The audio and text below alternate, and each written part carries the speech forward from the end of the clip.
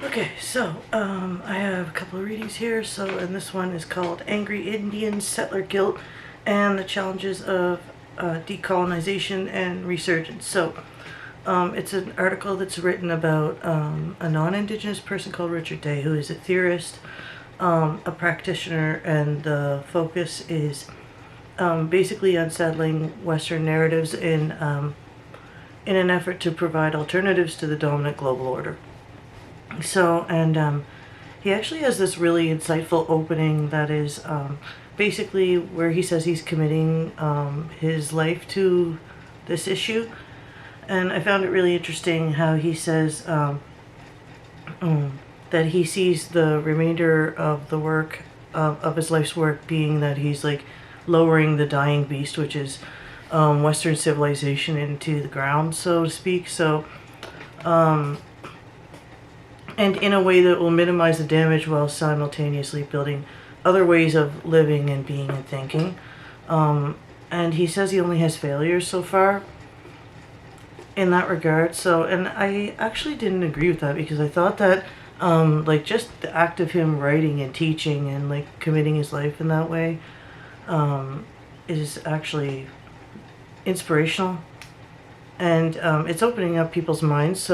And that kind of, I think that goes on to like speak to the rest of what he's saying about changing that order, and like that it just kind of frames the whole thing. So I think that the thesis in this case would be something like the best chance that any of us have at living a life that is honorable, sustainable, joyful, and peaceful is through reconnecting to the land.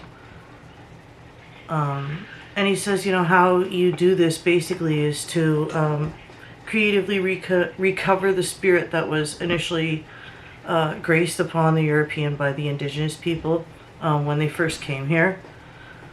So I think he's basically saying in that regard that you kind of have to like acknowledge the indigenous people and acknowledge the land, and act like a guest. And I think there's a lot more that's involved with that, but I think he's kind of hinting at like basically a full change in how we think about that whole thing and like perceive that, the way that we our worldviews, I guess the way that our world views are so much different. So I think he's like kind of, I think it's fairly revolutionary in that regard. I think another way he says is for non-Indigenous people to understand that they have a responsibility to learn and to unlearn things to do this. It's not comfortable, and it requires giving up privilege and things like that. So he's saying basically that we have to undermine these areas that contribute to ongoing colonialism. And this is where he sort of gets into the fact that where he's teaching at Queen's, and he's got like these people that are very privileged, and he explains that they're like straight and white and beautiful and all that, and that these are the people that sort of make up the governmentality that continue colonialism. So he's basically trying to change that through his work. And he's giving like a construction of alternatives to that dominant order. So I think in this whole thing sort of stems from like his own confusion about his own identity. So like his ethnic identity that he kind of talks about in the article. And I think that